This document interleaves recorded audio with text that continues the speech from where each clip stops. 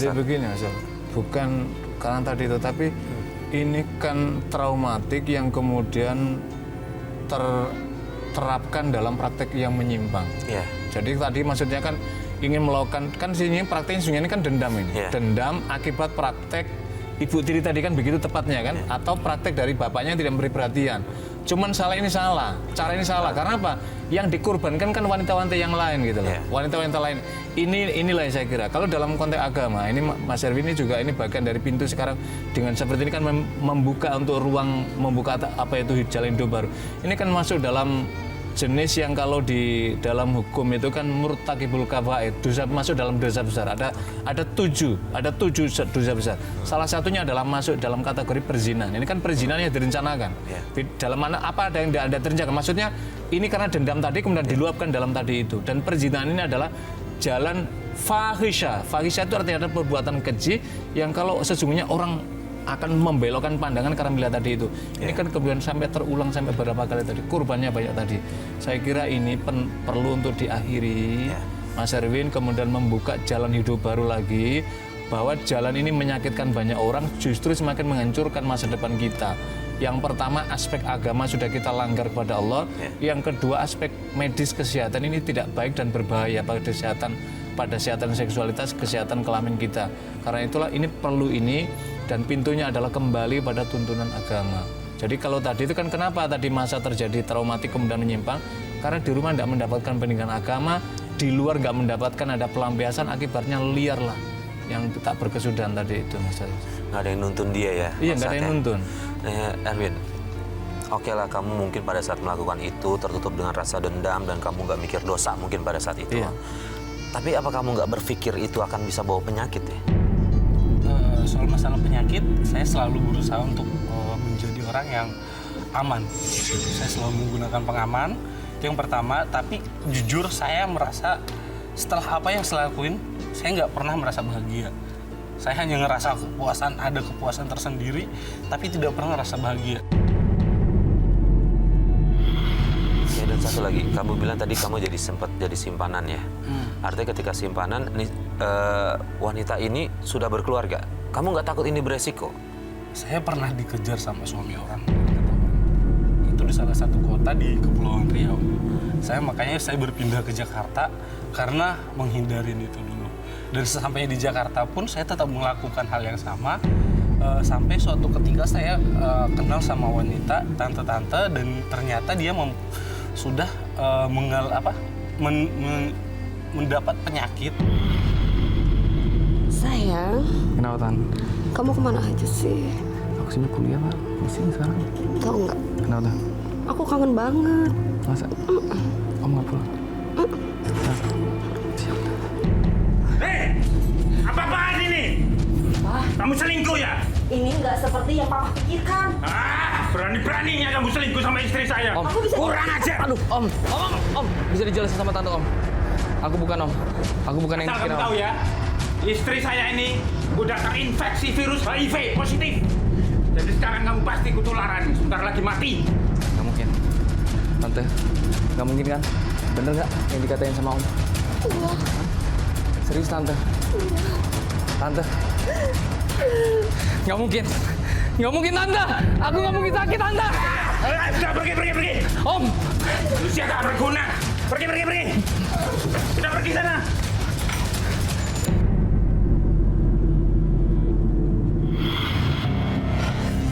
Nggak mungkin. Ini gara-gara wanita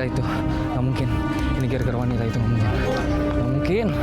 Nggak mungkin. Tidak!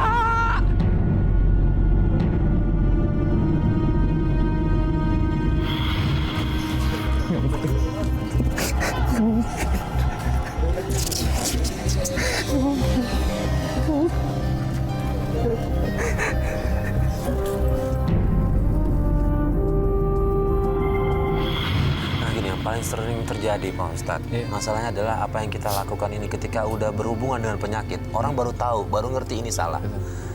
Ya, ini gimana menyikapinya nih Pak Ustadz? Jadi begini, kalau kita lihat tuntunan agama, setiap ada perintah, itu pasti ada hikmah manfaat yang luar biasa. Dan setiap ada larangan Tuhan, larangan Allah di dalam Al-Quran hadis Nabi, melalui lisan Nabi SAW, itu pasti ada mudarat yang lebih besar. Contoh, ketika orang kenapa diperintahkan sholat, ada nilai manfaat ketenangan batin diri dia, manfaat dalam budaya. Larangan misalkan, kenapa minuman keras dilarang misalkan, itu karena membawa efek negatif pada kesehatan kita. Kenapa zina itu dilarang? Karena membawa efek apa? Harga diri kita akan hancur di mata orang lain, dosa kita besar, yang tak kalah berbahayanya adalah penyakit. Dan apalagi kalau sudah berganti-ganti, kan di Kementerian Kesehatan sudah menyampaikan berganti-ganti itu adalah penyakit lebih besar, dan sampai hari ini penyakit mematikan itu belum ada obatnya. Kalau tadi saudara Erwin misalkan, Mas Erwin menyampaikan pengaman, itu pengaman menurut kita, tapi sesungguhnya tidak aman. Menteri Kesehatan sendiri menyatakan tidak aman sesungguhnya. Itu jalan itu kan supaya tidak menimbulkan menular dalam jumlah yang berbahaya lagi kan. Tapi ini jalan yang tidak baik bagi kesehatan, apalagi ini adalah dosa besar kita kepada Allah. Maka harus segera ada niatan untuk kembali ke jalan yang lurus. Kalau tadi kan ada hal penting tadi yang sampaikan Mas Erwin, meluapkan dendam, kemudian akhirnya meluapkan kehidupan sekte yang bebas tadi, ternyata tidak pernah mengalami ketenangan. Karena di dalam hadis Nabi mengatakan, sesungguhnya perbuatan baik itu akan melahirkan kedamaian dan ketentraman hati kalau orang melakukan kebaikan. Wal ismu, sedangkan orang yang melakukan perbuatan dosa, maha kafi nafsika watarod dada fisotrika, sesuatu yang dapat menimbulkan hatimu tidak tenang dan jiwamu bergolak. Ini kan bergolak ini, tidak tenang. Karena itu kembalilah ke jalan yang benar. Nah, Mas Erwin, setelah mengetahui itu, Erwin, apa yang Erwin harapkan nih ke depan nih? Mungkinkah misalnya mencari pasangan yang benar dan kemudian menikah, membangun bahtera rumah tangga dengan tidak mengulangi apa perlakuan dari ayah Erwin atau yang trauma-trauma sebelumnya? Sebenarnya saya sangat ingin menikah, cuman saya masih takut. Apa yang ditakuti? Saya takut yang namanya menyakiti mereka. Saya takut yang namanya cuman menjadi beban di masa depannya mereka. Saya juga takut anak saya ngalamin apa yang saya alami waktu kecil.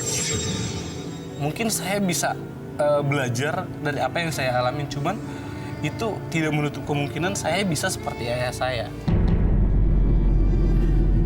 Gini, Pak Ustadz, kalau menurut saya nih Pak Ustadz ya, apa yang dialami dari traumanya Mas Erwin ini adalah ketika ayahnya menikah dengan ibu tirinya. Ya, kalau menurut saya sih, ketika kita cari masalah, akarnya harus dicari dulu. Betul, akarnya. Nah, Erwin ada pernah usaha nggak untuk nanyain lagi ke ibu tiri, menyelesaikan masalah ini? Erwin pengen berubah kan? Dan sejauh ini udah bisa berubah kan? Pengen bangun bahtera rumah tangga yang benar kan? Coba deh ke akarnya. Udah pernah coba belum ke sana? Jujur untuk melihat dia pun saat ini, saya sangat tidak menginginkannya. Cuman, kalaupun dia pengen hadir di depan saya, dia harus minta maaf sama saya. Karena banyak yang udah dia lakuin yang bikin saya hancur, benar-benar hancur. Yang menurut saya untuk membenahi diri saya sendiri pun saya bingung harus seperti apa. Pak Ustadz, bisa nggak seorang anak nih menuntut dari ibu tirinya untuk seperti ini? Iya. Jadi kalau yang itu yang dimaui, saya kira berat. Pertama begini, rasanya sulit orang tuh misalkan ibu kemudian mendatangi anaknya meminta maaf, kecuali orang tua yang menginginkan perubahan baik dari anaknya dan dia memiliki kesadaran agama yang baik, mungkin dia akan lakukan itu. Tapi ini kan problemnya akan berbeda.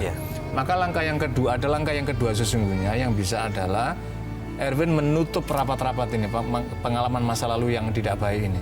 Tutup rapat-rapat. Kemudian yang kedua adalah taubatan nasuha. Al-Quran menjelaskan, ya ayyuhalladzina amanu tubu ilallahi taubatan nasuha. Orang yang beriman, kalau Anda sedang tersesat jalan, Anda melakukan dosa, maka bertobatlah kembali kepada jalanku.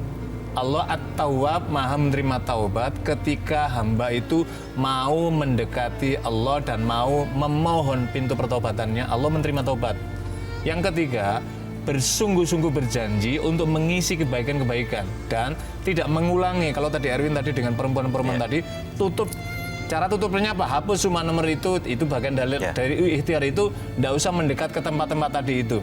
Yang berikut yang keempat adalah bergumullah dengan orang-orang yang baik.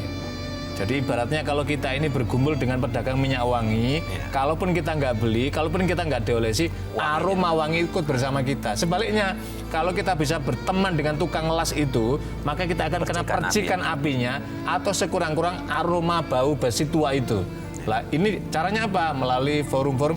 Saya kira inilah hari ini adalah bagian dalam rangka untuk itu. Ini sudah ada pintu awal yang baik, maka kemudian segera disati itu. Ditobati, maka insya Allah Allah akan berikan jalan untuk kebaikan dari saudara Erwin. Mas Erwin, terakhir, kalau saya kasih kesempatan Mas Erwin untuk ngomong ke kamera, mudah-mudahan Ibu Tiri Mas Erwin ngelihat. Ya. Coba buka tembok yang ada itu, tembok dendam yang ada itu. Coba katakan ke kamera, mudah-mudahan Ibu Tiri Mas Erwin bisa dengar, bisa tahu. Coba sampaikan sekarang. Assalamualaikum Ibu. Di sini aku cuman pengen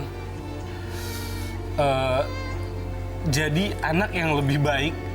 Aku pengen hidup yang lebih baik. Aku nggak mau jadi anak yang merusak orang lain. Aku nggak mau menjadi orang yang benar-benar salah. Aku ingin jadi orang yang lebih baik. Aku cuman minta satu hal. Ibu bisa hubungin aku, Ibu bisa minta maaf duluan, atau apapun Ibu bisa menghubungin aku duluan tanpa harus aku hubungin. Mungkin itu bisa mengubah segalanya. Mungkin aku bisa minta maaf, atau mungkin kalau emang satu lagi, aku minta sama Ibu, biar anak Ibu, si Raya, minta maaf sama aku dengan apa yang udah diomongin di awal tahun ini. Aku minta itu aja. Biar aku bisa mungkin berusaha untuk memaafkan kalian semuanya. Itu aja sih. Oke. Baik, terima kasih. Pak Ustadz, ada nasihat terakhir untuk... Jadi begini, Mas Erwin ya. Tadi saya sudah menyampaikan beberapa hal. Yang pertama, Mas Erwin, sekarang coba pintu hati Mas Erwin dibuka pelan-pelan. Buka pelan-pelan apa? Tidak harus menuntut. Saya sangat bisa memahami bahwa ini beban sangat berat sekali. Tapi sekaligus juga beban berat ini supaya agak terobati, nggak usah terfokus pada harus tuntutan minta maaf, tetapi melegakan peristiwa yang sudah itu, kemudian membuka lembaran baru dan menengadahkan tangan memohon ampunan Allah Subhanahu wa Ta'ala, memohon petunjuk hidayah Allah supaya dituntun, diberi jalan menuju pada jalan kebaikan. Dengan cara seperti itu akan ada manfaat dua. Pikiran Mas Erwin akan beban akan terkurangkan. Yang kedua, Mas Erwin akan menatap masa depan yang lebih baik, dan insya Allah kalau ini usaha ini dilakukan, Allah akan memberikan kesempatan kebaikan untuk Mas Erwin membangun jangka panjang tadi, sehingga nanti kalau akan berumah tangga, memberikan keturunan, insya Allah kalau kita yang lama ditutup, lembaran baru agama ini dibuka dengan yang baik. Mudah-mudahan, insya Allah. Saya ngerti, mungkin Mas Erwin sekarang belum bisa nerima. Betul. Tapi dengan mencoba pelan-pelan, apa kata Pak Ustadz tadi, coba dijalanin dulu aja. Memang berat mungkin, hilangin rasa dendam dan trauma itu berat banget. Gak usah jauh-jauh nuntut minta maaf dari Ibu Tiri dulu, coba jalan itu dulu. Siapa tahu dengan cara itu, dengan sendirinya, semua masalah bisa selesai. Ya. Jadi jangan hancurkan diri, tidak baik. Tapi kita perbaiki diri. Amin. Terima kasih Pak Ustadz. Sama-sama Mas. Mas Erwin, terima kasih udah berbagi kisah ke kita. Saya berharap sih Mas Erwin ke depannya udah mau harus berubah. Iya. Ya. Baik, pemirsa, demikian kisah dari Mas Erwin yang ingin merubah kehidupannya untuk menjadi lebih baik. Ketika Mas Erwin ingin mencoba untuk berubah, kenapa kita yang juga mungkin banyak berlumur dosa mencoba juga untuk berubah, kembali dekat sama Allah Subhanahu wa Ta'ala. Saya Farid Hasan, sampai di sini tawakal. Wassalamualaikum warahmatullahi wabarakatuh. Waalaikumsalam warahmatullahi wabarakatuh.